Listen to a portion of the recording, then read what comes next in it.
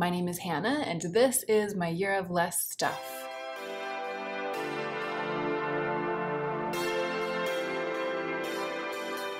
Hey y'all. Okay, first things first, I cut my own bangs, and I cut them kind of short.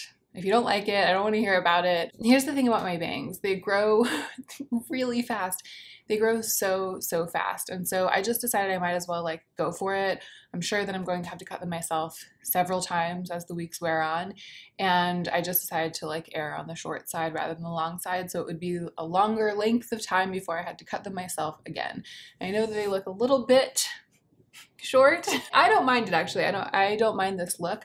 I dyed my brows at the same time so that I wouldn't end up looking like there was too much of an expanse of flesh between here and here. Second thing second, I'm wearing my tracksuit again. I'm having like the full tracksuit fantasy moment today. Like I've got the pants on.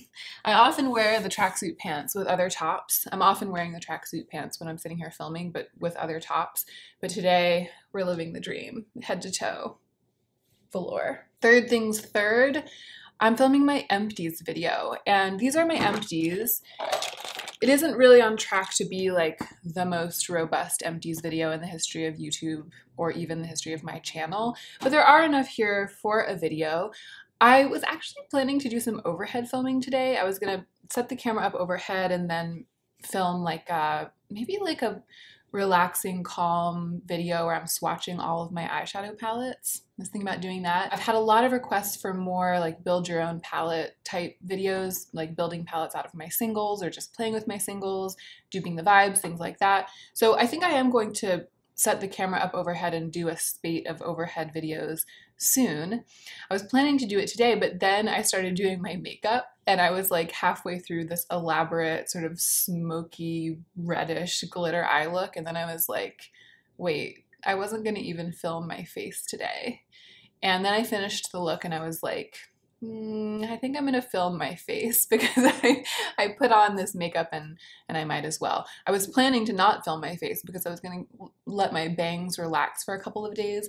I find that right after I cut them, I always look kind of dweeby. It just like takes a couple of days after any haircut, I think, for the follicle to get used to its new situation and to just like let go of the dweebiness. So I was like gonna wait until I was post dweeb before I filmed, but then like the dweeb that I am, I put on all this makeup and then I decided that the empties video would be the right thing to film today. I was just watching Teresa while I was doing my makeup. Like I had her highlight declutter on in the background, and at the beginning of that video she said that she's tired of being sad, or at least on that day when she filmed the video she was like, you know, I'm just tired of being sad, and so I'm just going to film this highlighter video. It's not a declutter. I think it's like a collection video. I think I might have just said it was a declutter, but it's her highlighter collection. She was like, let's just be silly and, you know, swatch highlighters and talk about them and enjoy ourselves.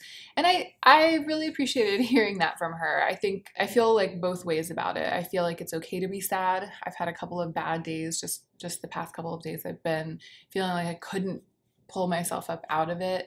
And I think that that's okay. Like it has to be okay right now. But at the same time, I took heart from that spirit, just being like, I'm tired of being sad today. Let's do something else for a little while. So I'm going to try to do that with this empties video. Let's go ahead and get into the meat of the video.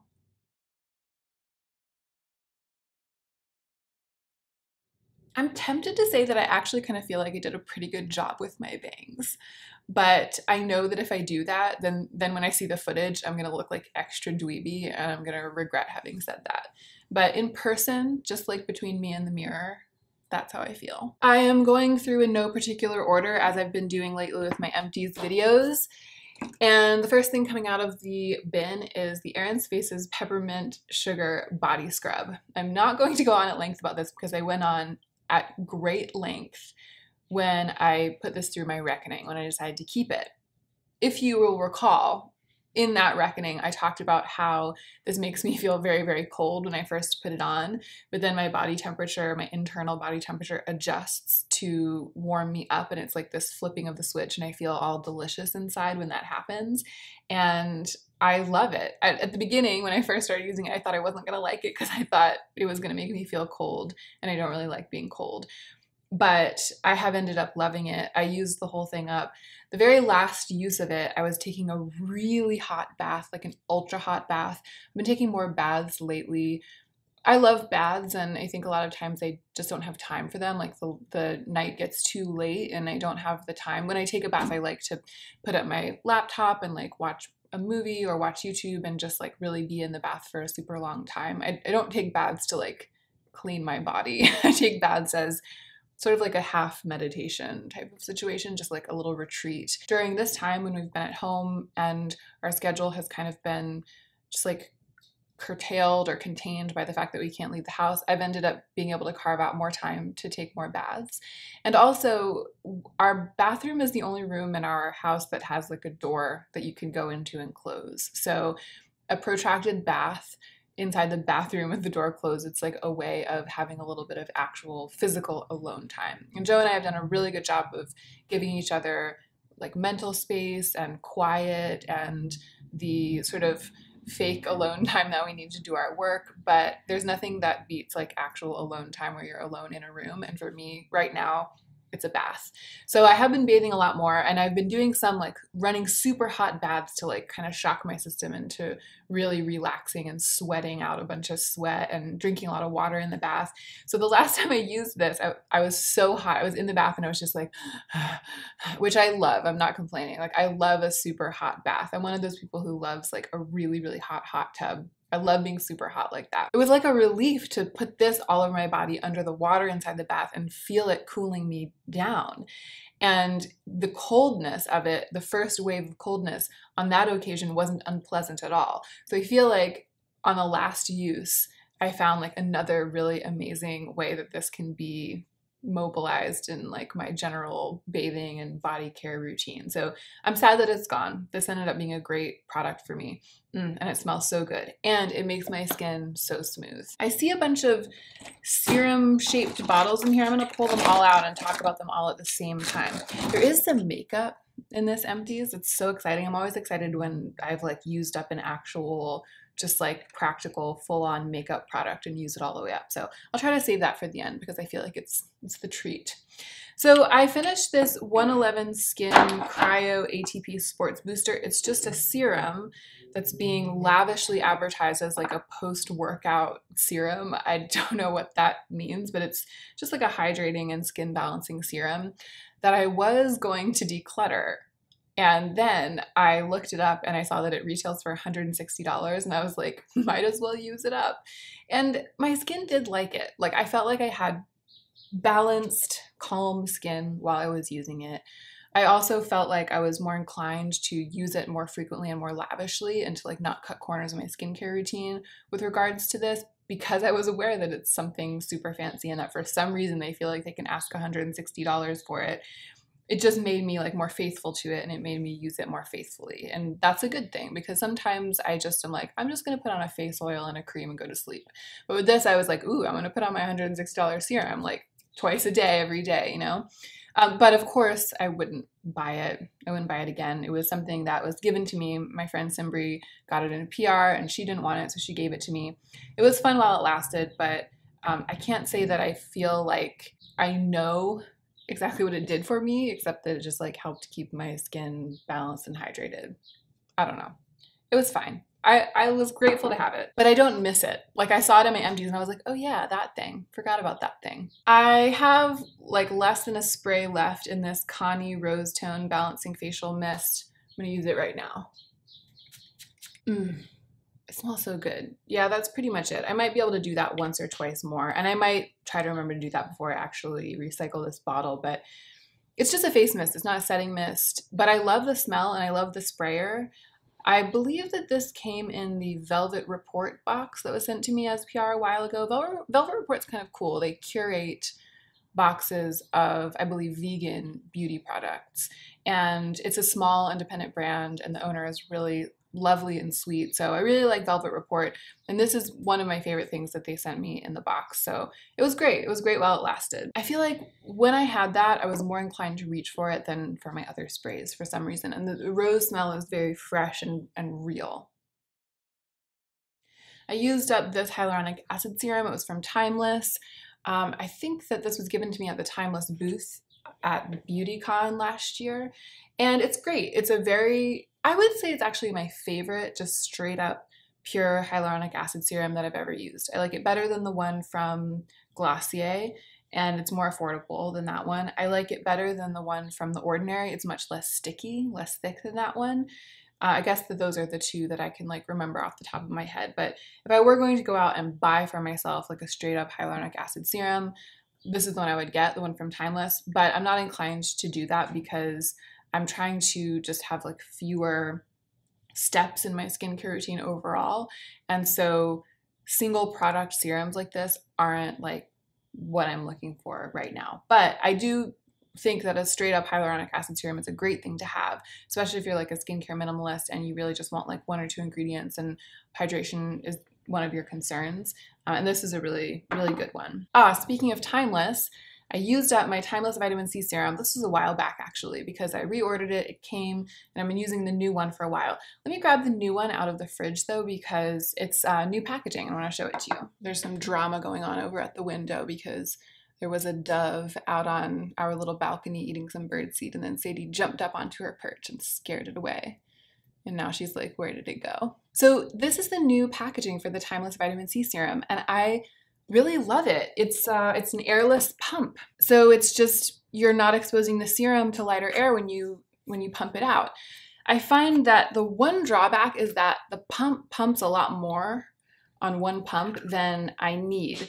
So with this dropper bottle, I was using like between 6 and 8 drops a day, and it was really easy to just drop 1, 2, 3, 4, 5, 6. And I find that I know how much of like a surface area that took up on my hand. Like I know what size of a little puddle that was. And with this, with the pump, if I just do like a tiny half pump or even like a quarter pump, it squirts out just about that much. So it's been a little bit of a learning curve getting used to just pushing down on this gently enough to only get the amount that I want, that I usually use, because I want to conserve it, because this is like a full-on staple in my routine, like never want to be without it. So I think that I've been prone to put more on, like use more at once than is ideal just in terms of like conservation and making it last a long time. But I'm getting used to it, and it's a small price to pay for the fact that this bottle, I think, is designed to like keep the serum fresh for longer. I think that it was a really good thing that they did when they switched to this type of packaging. I got a DM from one of you, which I saw but wasn't able to respond to, which is like the story of my life these days. I usually see your messages and I just am not able to respond to all of them, especially on Instagram. But one of you was saying that you had purchased this and you were surprised by how watery it is. And you were like, is it supposed to be, it just feels like water, like it's just water, it's not serum-y. And you were like, did I get a bad one, or is it supposed to be that watery? So I'm telling you now, you who asked the question and anyone else who ever might purchase this in the future, yes, that is how it's supposed to be. It's very, very, very watery. It's basically just a suspension of vitamin C, like L-ascorbic acid. It's not really like a serum that's supposed to provide a layer or to be like sticky or nourishing in any way. It's just a delivery system for vitamin C. So it's the lightest and most watery serum in my routine. It has the texture of like an essence, a toner. And that's why it works to go on like first before anything, because I usually go from lightest to heaviest with my skincare. So it's the lightest, and it's the ingredient that I want most directly onto my skin. So the weight of it, the watery weight of it, actually works really well for me in terms of layering. So it's nice to have something like super light and watery to pat into my skin first thing as soon as I wash my skin in the morning. So yeah, that is how it's supposed to be. And I'm sorry that I never clarified that before. Serums come, I think, in like many, many weights. But if you've only ever used sort of like a more viscous serum, I can totally understand why you would be surprised at how watery this one is. But that is how it's supposed to be. What else is in here? Some sheet masks. I haven't been masking that much lately, according to this Empties basket. And I feel like I should be. I feel like I should be taking this opportunity to go through more of my sheet masks. This was the Herborian BB Shot mask. It was nice, but I don't remember it being distinctive. Same with these two masks, the Phycology mask and the Ceramidin one from Dr. Jart.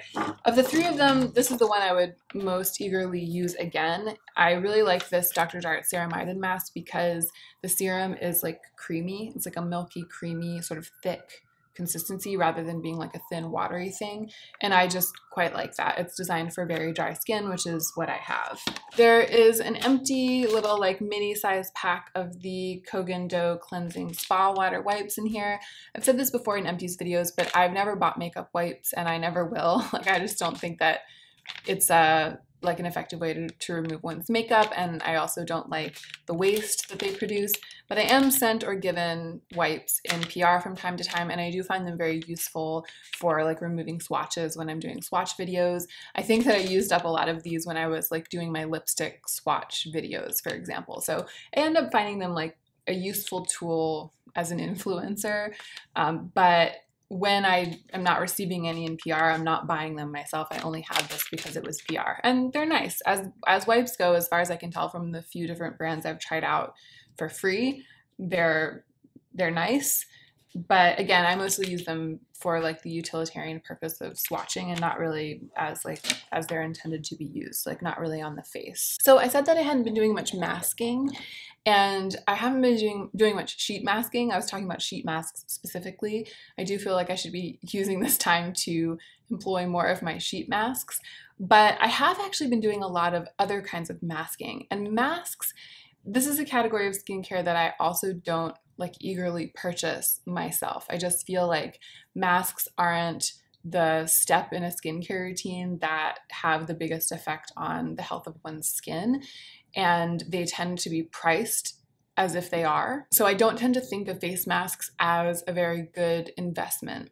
So I, again, don't really buy them. I don't really surround myself with them on my own dime, but when they come my way in PR, I do enjoy using them, and I have been using up a lot of masks lately. So this one wasn't PR, it was like the sample gift with purchase type thing that I got in a Sephora order. It's the Herbivore Prism Glow Facial. So it's like a crystal clear, like slightly stretchy gel, and it's a resurfacing mask that feels very mild. And it's nice. I like masks like this. It worked well on my skin, but it didn't wow me. It behaves in the way that all decent AHA, BHA resurfacing masks behave. And so if I was going to buy one, I would buy a less expensive one. But I do like the brand Herbivore. I did like this product a lot. It was nice to have a little sample and use it up. And then this is a mask that I did get as PR. It's from Yensa, and it's the Pumpkin Turmeric 2-in-1 Radiance Polishing Mask.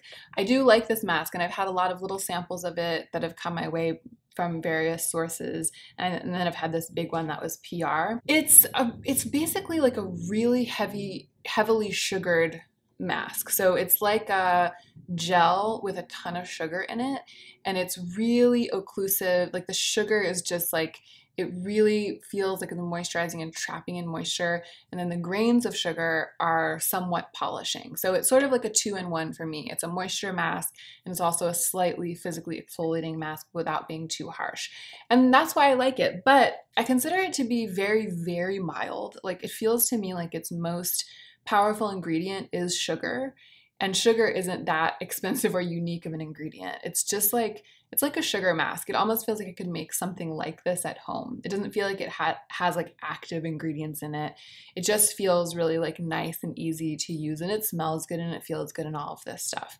I believe it retails for something like $38, and to me this isn't a $38 mask. Like from how I feel about it after having used a bunch of small samples and used this big one, I feel like if it were $8 at the drugstore, then I would stock up on this mask. Like that's how it feels. It feels like it would be an amazing $8 drugstore mask. I don't think that it makes sense as a $38 mask, given that it just feels more like it performs a physical function rather than like an active chemical function or like an ingredients-based function. It just feels like a very mild, soothing mask. And so when I looked it up and I saw the price, I was a little bit surprised. Yet again, this is something that I was very grateful to have as PR, made a lot of good use out of, but wouldn't buy myself at the price they're asking. All right, this is the last one before we get into the makeup. There's 3 thrilling makeup products. Well, 2 thrilling makeup products and 1 kind of to be expected makeup product. So this my friend Daisy sent me. It's the Glow Recipe Avocado Melt Retinol Sleeping Mask, and I did like this. Yet again, it's something that I really liked, really enjoyed using, but wouldn't buy. I just feel like I have discovered other retinol products that are really effective. So there's the Body Mary one. So this is it's like a heavy retinol cream. It's a retinol sleeping mask. It's a heavy, slightly moussey jelly-like in texture retinol sleeping cream. So I would put on all of my skincare at night, and then I would pile this on in like a thick layer. And then the next morning my skin would feel like this had kept it moisturized, but also I know that the retinol is going in there and doing some resurfacing and smoothing and speeding up the turnover of my cells, etc., etc.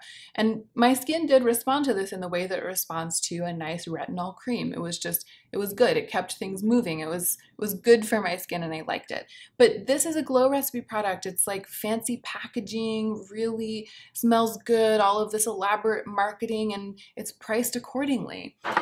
This, the Body Mary retinol, which I've talked about before, it's like $22 for this giant container, and you can get it on Amazon, and it does the same thing. I think that this is fantastic. And then recently I've been testing out this Retinoid Cream from Open Formula, which is kind of like a even simpler, more accessible version of something like The Ordinary or Good Molecules. This is just like a straight up 2% retinoid cream.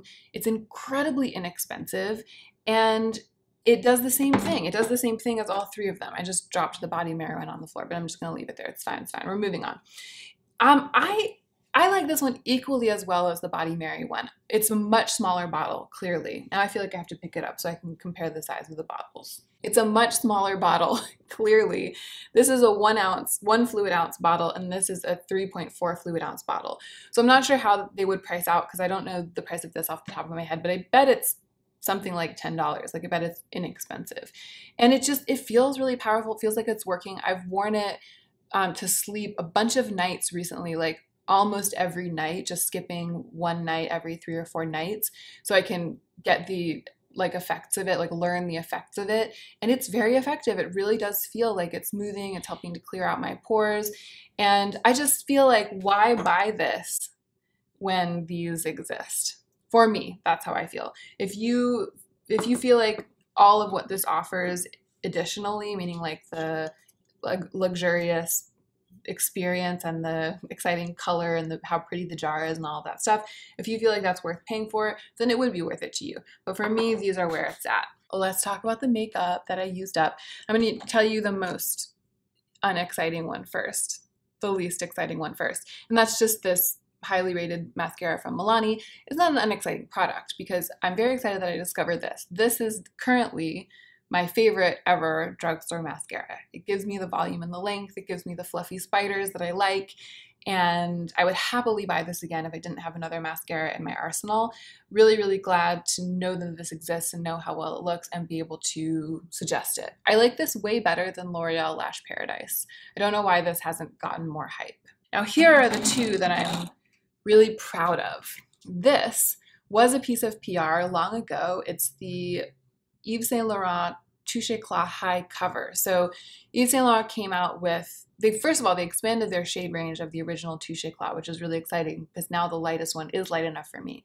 And I do have that. It came in PR at the same time as this one, but I used this one up faster, which is telling. The lightest shade in this, the actual high coverage version of the Touche Éclat, is yellower, and it's therefore a better matte for my skin. And it provides more coverage, but it's still very natural coverage. So if I were going to choose between the original Touche Éclat and the high cover, I would choose the high cover for all of those reasons. It just works better for me. This is a fantastic concealer. Fantastic. I didn't pick this in my video about what I would buy if I were starting over from scratch because I'm so in love right now with the dewiness of the Aaron's Faces concealer, and it would be hard for me to give up on the Ultra HD concealer from Makeup Forever because it's so incredibly skin-like. So I felt like I couldn't then pick another concealer because it's just not realistic. I wouldn't buy 3 concealers at once if I was starting over from scratch. But I could see a situation in the future. I could see myself in a moment of not having any concealer, just choosing to buy this one because it's so nice, and then just seeing how I got on with it as my only concealer. I could totally see myself doing that at some point. I really liked it. That's how much I liked it. And obviously I used it up. Oh, I remembered something else I wanted to say about this, which is that it ran out with shocking abruptness. So one day I was like, click, click, click, and it worked. And the next day I went click and nothing. Like it doesn't even click anymore. It's like the clicking has spent itself. You can't even click it. It's not just that it's not like you're clicking it and nothing's coming out. It's like there's no click when you push the button. So I went to use it one day and I pushed the button and there was no click and it was done. There was no warning because the last time it clicked, it worked just as well as the first time it clicked. I hope that makes sense. Today, as I was putting on this look that I'm wearing right now for you, I used up the absolute last scraps of this little sample size of the Laqua & Co. Be Lighter in Peacher's Daughter. I will show you the empty pan at close range. Empty as the hills, empty as the day is long. It is 100% totally and completely hella empty. And the last smears of it that were in this pan are currently all over my cheeks.